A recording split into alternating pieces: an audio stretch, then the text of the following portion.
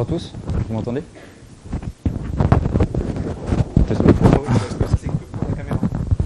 Ah, ok, ok, Voilà. parfait. Tu fais attention à la reverb, donc pas trop près. Ok. Ok.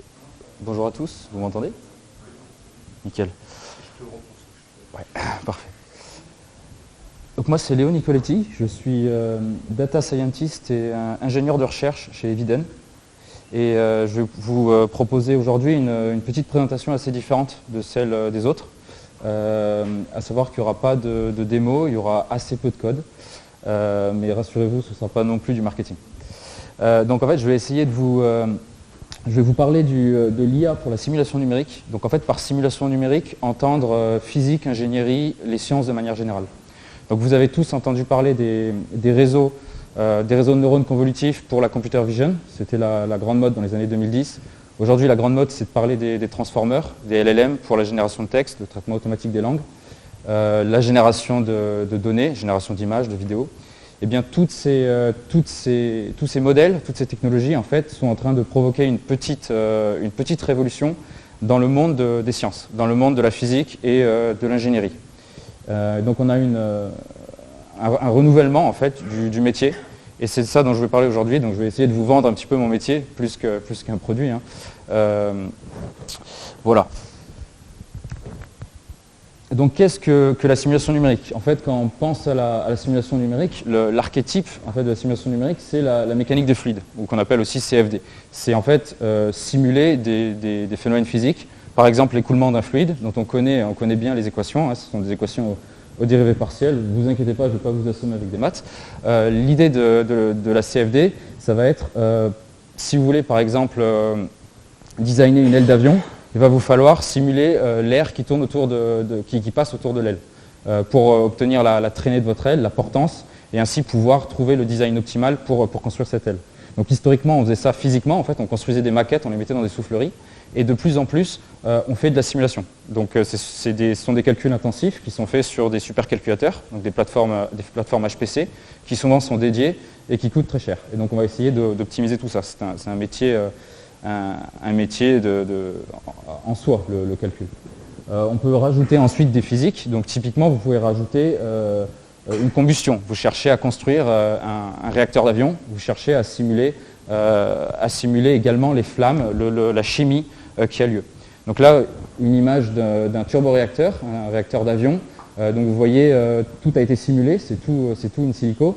Et vous avez cette partie combustion qui a lieu et qui est également simulée. Donc ça, c'est une image qui vient du CERFAX, ce sont nos collègues du CERFAX. On travaille avec eux dans le cadre d'un partenariat qui s'appelle RACE, un partenariat européen pour faire de la simulation sur supercalculateur. On essaye de construire un centre d'excellence européen. Vous pouvez aussi faire de la prévision météo, c'est-à-dire que tous les jours, on regarde tous la météo. Cette météo, elle est prédite par du calcul, c'est-à-dire par des gros modèles qui tournent sur des supercalculateurs en continu. Et cette météo, elle reçoit aussi les apports de l'intelligence artificielle de plus en plus. Il y a aussi une petite révolution qui a lieu dans ce métier. Là, vous voyez une simulation des masses d'air au-dessus de l'Europe. C'est un modèle expérimental de l'ECMWF. Le CMWF, c'est la météo européenne. Et c'est un modèle qui repose exclusivement sur de l'intelligence artificielle. Et là, vous voyez Google DeepMind qui a proposé un modèle récemment qui s'appelle GraphCast. Et c'est un réseau de neurones qui propose des prévisions météo qui sont assez compétitives par rapport aux modèles qui existent depuis des décennies. Donc on a cette arrivée fracassante de l'IA dans le métier. Alors en fait, pourquoi on fait de l'IA ? Parce que la grande limite de la simulation, ça va être les coûts computationnels. C'est-à-dire que c'est très cher de faire une simulation. Là, je vous ai mis une image de flamme à droite. Donc on cherche à simuler cette flamme. Donc on connaît les lois physiques. On a les lois de Navier-Stokes pour la mécanique des fluides. On a la chimie. On a des scientifiques qui ont travaillé dessus pendant des siècles. Et si on veut mettre tout ça dans un ordinateur pour faire une simulation, ça peut être pour la science, mais ça peut aussi être pour le cinéma ou pour le jeu vidéo, pour produire des modèles, des images vraisemblables, des belles images. Si on cherche à faire cette simulation, en fait, on va devoir discrétiser notre espace, donc on va discrétiser le plan de façon assez fine pour capturer toutes les petites turbulences. Et ensuite, à chaque pas de temps, on va prédire le pas de temps suivant, donc à un t donné, on va prédire le t plus dt, pour pouvoir faire évoluer la flamme selon les lois de la physique. Et donc ce DT il doit être aussi très fin. Et donc ça, vous voyez arriver, on a une grille spatio-temporelle en espace et en temps qui est très fine, et donc on va avoir une quantité effroyable de calculs. Je vous ai mis un temps, j'ai mis 10 heures, c'est à titre purement indicatif, ça dépend évidemment de l'architecture sur laquelle vous êtes, mais c'est pour vous montrer le principe de la modélisation. C'est-à-dire que pour simplifier ces calculs qui sont trop chers, on va rajouter des modèles. Donc là, c'est un modèle qui s'appelle LES, qui consiste en fait à moyenner dans l'espace pour avoir une flamme de moins bonne qualité, mais qui soit computationnellement plus intéressante, traitable. Donc là, disons qu'on est divisé par 5 le temps de calcul, au coût d'une moins grande précision. Et là, vous avez un modèle qui s'appelle Rance, qui lui va tourner encore plus vite, mais qui va être également moyenné dans le temps. Donc ça, c'est vraiment la flamme moyenne que vous avez. Et ça, c'est quelque chose qui est utilisé beaucoup dans l'ingénierie. Aujourd'hui, les modèles de voitures sont tous passés dans des simulateurs Rance pour avoir leur aérodynamicité, pour calculer un grand nombre de paramètres. Et donc l'industrie repose beaucoup sur du Rance, même du LES, c'est encore trop cher pour beaucoup de métiers. Donc là, le principe à retenir, en fait, c'est que vous allez modéliser, simplifier votre problème en rajoutant des hypothèses. Et qui dit hypothèse dit modèle. Et un modèle, comme on dit, tous les modèles sont faux. C'est-à-dire qu'un modèle, par définition, c'est déjà une simplification, mais on va chercher à avoir le modèle, évidemment, le moins faux possible. Donc concrètement, si on prend une chambre de combustion annulaire, donc ça c'est des chambres de combustion qui sont utilisées par exemple sur les hélicoptères, on a travaillé là-dessus dans le cadre du projet RAISE, faire une simulation directe, tout prendre en compte, toute la physique, ça va être computationnellement impossible, ce sera bien trop cher.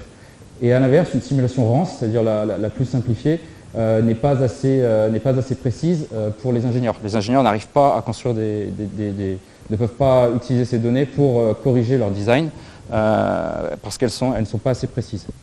Donc en pratique, ils essayent d'utiliser des LES, mais ça fait des coûts de développement qui sont très chers, parce que si vous devez attendre plusieurs mois de calcul pour tester un design de chambre de combustion, si à la fin votre simulation a planté, ou alors que vous avez des très mauvais résultats, vous allez devoir itérer, c'est-à-dire faire des modifications sur votre design et relancer les calculs. Et donc vous voyez le coût computationnel en hommes et en matériel pour ce genre d'itération. Donc là, en fait, est-ce que le machine learning va pouvoir nous aider ? La réponse est évidente. C'est étant donné que vous faites déjà des simplifications, des modèles, pourquoi ne pas apprendre ces modèles ? Le principe du machine learning, c'est de poser un modèle avec ses degrés de liberté, ses paramètres, et ensuite, si on a de la donnée, de le corriger automatiquement. Donc le modèle est appris, ce n'est pas des ingénieurs qui fixent les poids, c'est fait automatiquement, par rétropropagation. Donc je ne vais pas rentrer dans les détails, mais pour ça on va utiliser des réseaux de neurones. Donc la donnée de base en fait en simulation, ça va être ce type de simulation. Vous voyez, vous avez un maillage sur un domaine. Donc là vous avez un fluide qui se déplace avec un cylindre qui obstrue le fluide et on cherche à prédire le mouvement du fluide. Donc pour faire ça, on va mailler le domaine. Donc vous voyez le maillage qui est posé par-dessus. Vous avez un maillage qui est irrégulier, qui est d'autant plus fin dans les zones où la physique est complexe. Et à l'inverse, le maillage est plus grossier quand vous vous éloignez du cylindre. Ça, c'est typiquement ce que vous avez quand vous faites de l'ingénierie, quand vous cherchez à calculer par exemple l'aérodynamicité d'un modèle 3D de voiture que vous avez designé. Donc là, derrière cette petite chose, il y a beaucoup de métiers. Il y a un métier qui est spécialiste du maillage. On a des outils qui s'appellent les mesheurs qui construisent des maillages. On a des gens qui construisent évidemment les topologies et autres. Et donc ce que nous on va faire, c'est on va prendre ça comme un champ d'entrée, comme des données pour nos réseaux de neurones. Donc en fait, la donnée c'est quoi? C'est ce champ avec des valeurs physiques sur chaque nœud. C'est-à-dire que sur le maillage, vous pensez qu'en chaque nœud, en chaque point, vous avez des variables physiques. Donc imaginez, pensez à une image dont les pixels ne seraient pas réguliers, ce ne seraient pas des petits pixels carrés, mais ce seraient ces différentes mailles. Et les canaux ne seraient pas RGB, ça serait les différentes valeurs physiques. Ça peut être la pression, la température ou autre. Et en fait, on va passer ça dans un réseau de neurones. Donc vous avez, je pense, tous entendu parler des CNN, ce sont des réseaux de neurones qui travaillent naturellement sur les images. Nous, on va faire quelque chose d'assez similaire avec ce qu'on appelle les GNN, qui sont des réseaux de neurones qui travaillent sur des graphes. Donc là, vous n'avez pas une image avec des pixels régulières, mais vous avez un maillage, c'est un graphe, et le réseau de neurones va travailler sur ces maillages. Donc en fait, à chaque couche, le réseau va modifier votre maillage. En fait, il va modifier les champs physiques qui sont portés par ce maillage.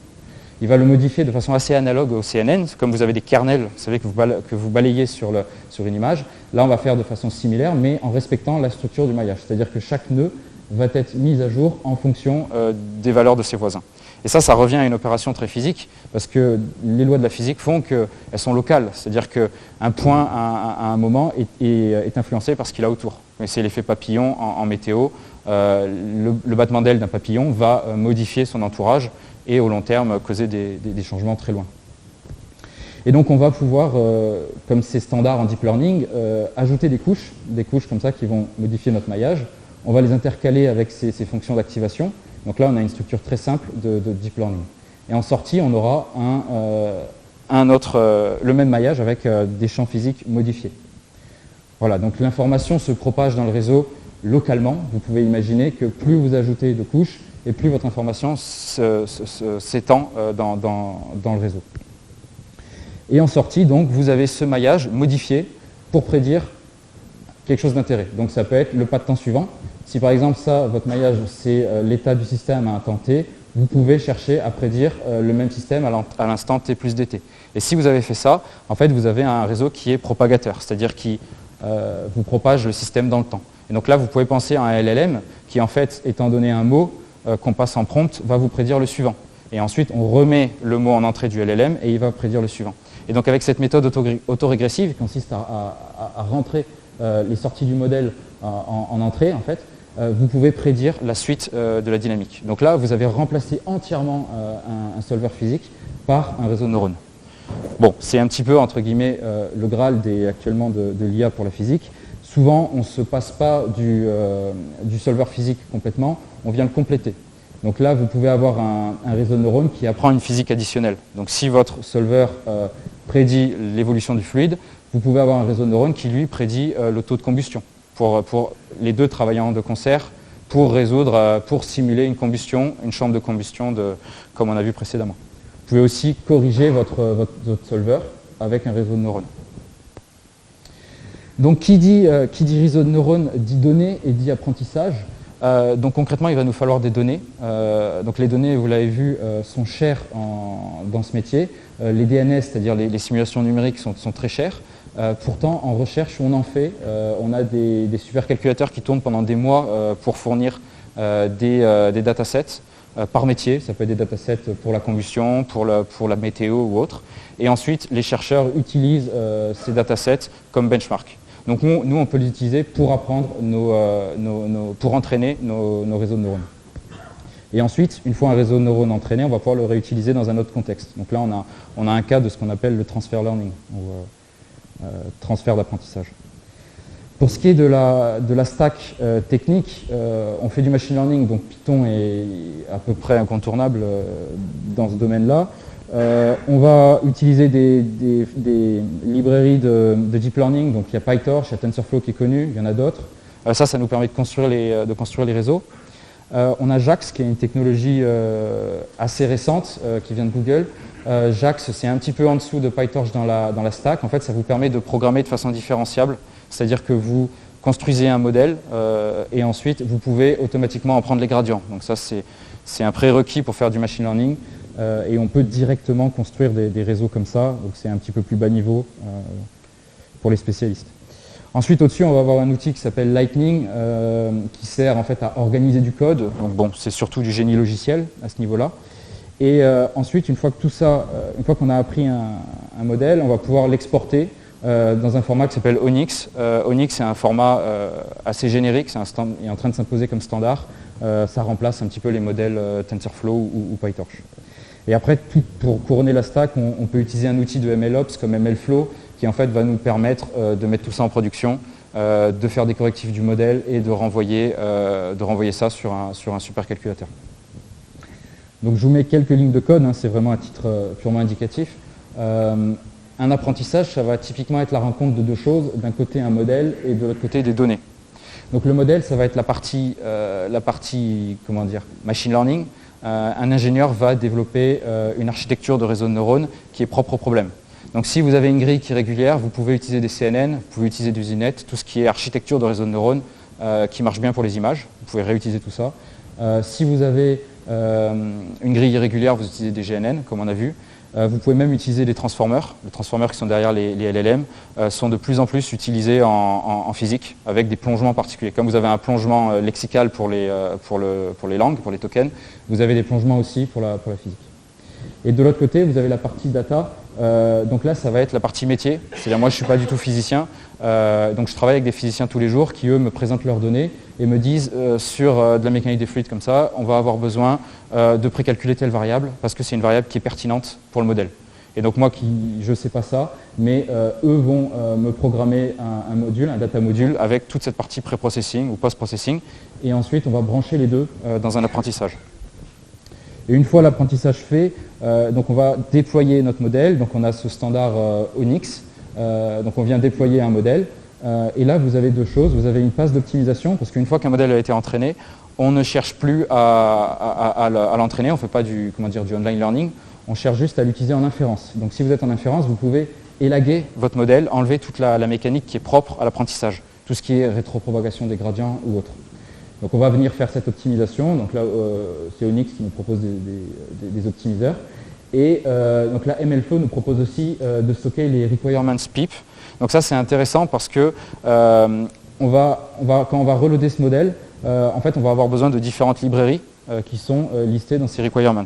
Et ça, on va le faire de façon conteneurisée sur le HPC. Donc c'est avec les supercalculateurs aujourd'hui, il n'y en a plus beaucoup qui sont utilisés sur une tâche dédiée. Météo France ont leur supercalculateur qui tourne exclusivement pour leur modèle de météo, mais de plus en plus, on a des supercalculateurs qui sont partagés pour plusieurs utilisateurs, plusieurs applications. Donc chacun conteneurise son environnement et on n'est plus en bare metal. On a une couche d'émulation. Et donc là, nous, on va pouvoir lancer un conteneur avec notre modèle pré-entraîné. Et ça, on va appeler ça un moteur d'inférence. Je termine par une petite partie plus architecture. Parce que quand vous êtes sur un supercalculateur pour faire de la simulation, en fait, vous avez un code qui est un solver physique. Donc c'est un code compliqué, c'est de l'algorithmie pour simuler, pour résoudre des équations et dérivées partielles. Donc en météo, vous avez ça, en CFD, vous avez ça. Et ces codes sont eux-mêmes optimisés, ils sont souvent écrits dans des langages assez anciens. En météo, on a beaucoup de Fortran. On n'a pas envie de faire du machine learning en Fortran. On n'a pas envie de faire de l'accélération matérielle sur GPU en Fortran. Donc on n'a pas trop envie de toucher à ce code-là. On a aussi des codes en C++, donc c'est un petit peu plus propre, mais voilà, le Fortran, il y en a encore beaucoup en géophysique.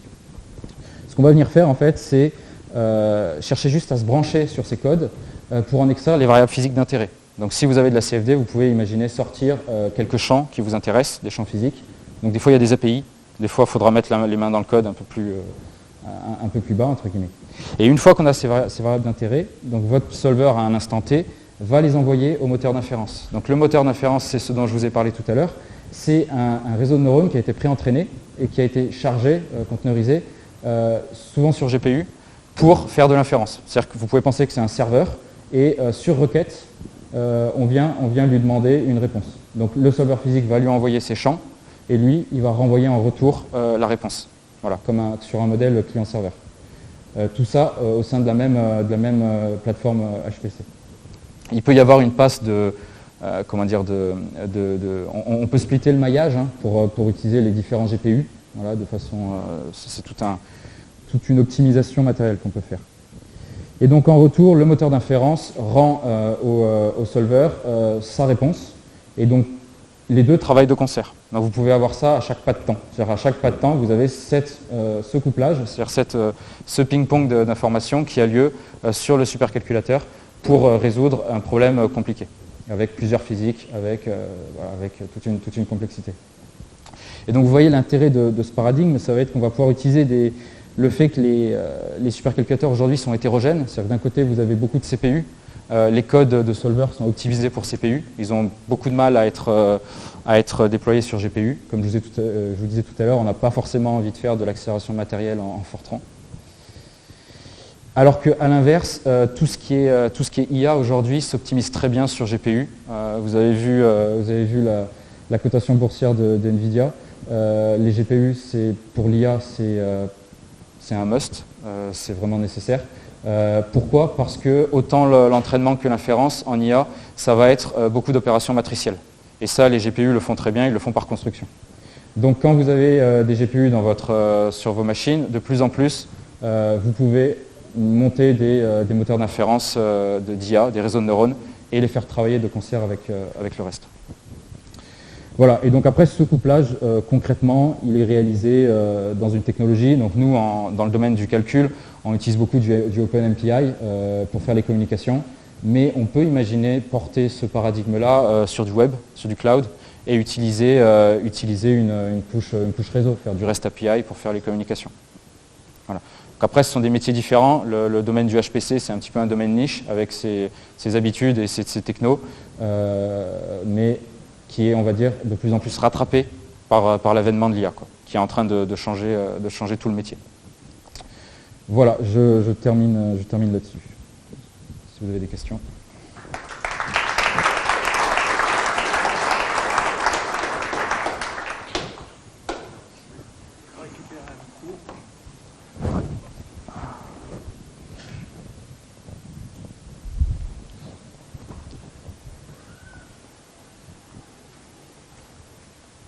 Oui, bonjour. Est-ce que vous avez une évaluation des gains en temps de calcul et de l'éventuelle dégradation des résultats? Par exemple, dans un exemple, j'ai fait un modèle d'adaptation changement climatique, ça fait le quart nord-est de l'océan Atlantique. Et pour faire un siècle de simulation, j'ai besoin de 2 semaines sur une machine, pas sur un supercalculateur, sur une station de travail. Est-ce que, par rapport à ça, quels sont les liens de temps qu'on peut considérer et est-ce qu'on dégrade la solution? Alors, je ne peux pas vous faire de réponse univoque, parce qu'il y a beaucoup de stratégies différentes, il y a beaucoup de métiers différents, donc on va avoir des gains plus ou moins élevés. Je peux donner l'exemple de Google DeepMind GraphCast. Ce modèle-là est compétitif avec les meilleurs modèles de prévision météo à l'heure actuelle.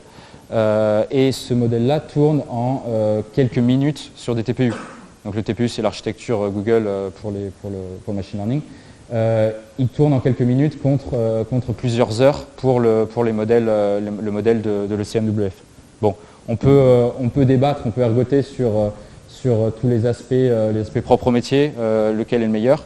Aujourd'hui, il y a vraiment une révolution du métier dans le sens où ces modèles-là apportent quelque chose sur le parallélisme qui est difficile à gérer sur les solvers. Et donc là, on va pouvoir être beaucoup plus rapide. On va avoir des gains colossaux de l'ordre de la minute contre des heures sur ces modèles-là.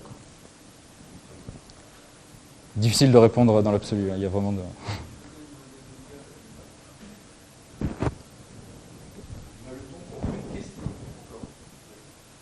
Merci pour votre présentation.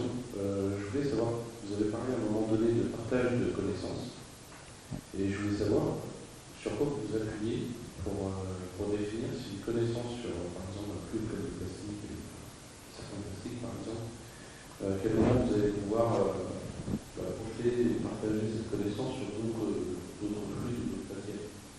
Ah oui, vous parlez de la partie transfer learning. Ça va dépendre des physiques qui sont sous-jacentes. Quand vous faites de la physique, aujourd'hui, on utilise beaucoup le langage des équations de dérivées partielles. Et on a des opérateurs qui reviennent. On a des opérateurs de diffusion, d'advection. Et aujourd'hui, on a des réseaux qui arrivent à apprendre ces opérateurs. On peut avoir un opérateur diffusion qui marche assez bien et on va pouvoir le réappliquer. Donc ce sera un réseau de neurones qui aura été entraîné pour de la diffusion. Et on va pouvoir le réappliquer sur toutes les physiques où vous avez de la diffusion. Donc si dans votre plastique, vous avez une part de diffusion, je ne suis pas du tout un expert de physique des matières, mais vous pouvez imaginer réutiliser ce réseau dans ce contexte-là. C'est une possibilité de faire du transfert sur ce genre de problème. Après, vous pouvez aussi... on a aussi des architectures neuronales en fait, qui utilisent directement les équations aux dérivées partielles dans leur fonction de coût, dans la loss.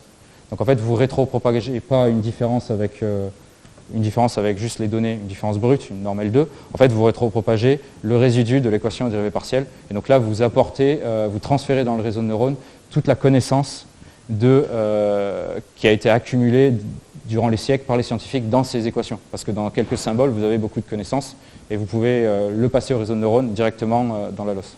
On appelle ça les PINN, Physics Informed Neural Networks.